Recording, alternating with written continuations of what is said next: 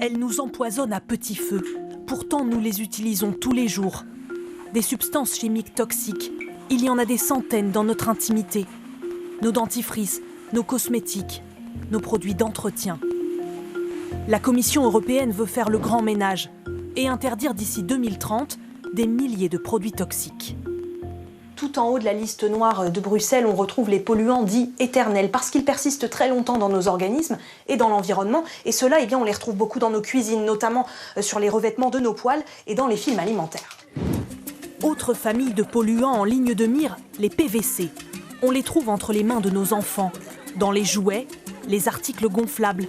Ils sont très peu recyclables et on les soupçonne de provoquer des cancers. Dans le viseur de la Commission européenne, il y a aussi les retardateurs de flammes. Ces substances chimiques très présentes dans l'industrie, notamment du mobilier. Il y en a dans les mousses de nos matelas, de nos fauteuils, de nos canapés. Il y en a aussi dans les circuits électroniques de nos appareils pour empêcher qu'ils ne prennent feu. Les autorités sanitaires considèrent que ce sont des perturbateurs endocriniens. Ça veut dire qu'ils peuvent endommager notre système neurologique et reproducteur. Souvent accusés d'être éloignés des préoccupations des citoyens, les commissaires européens ont détaillé leurs plans, objets à l'appui, pour interdire plusieurs milliers de substances, y compris pour les produits importés en dehors de l'UE.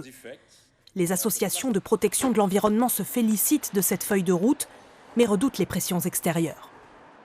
On connaît l'influence des lobbies privés ou de l'industrie chimique à Bruxelles. Il est vraiment important que la Commission tienne le cap, que les États membres, dont la France, soutiennent ce genre de mesures pour protéger les populations et l'environnement.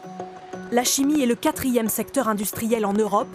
Il représente à lui seul plus de 3 000 milliards d'euros de chiffre d'affaires.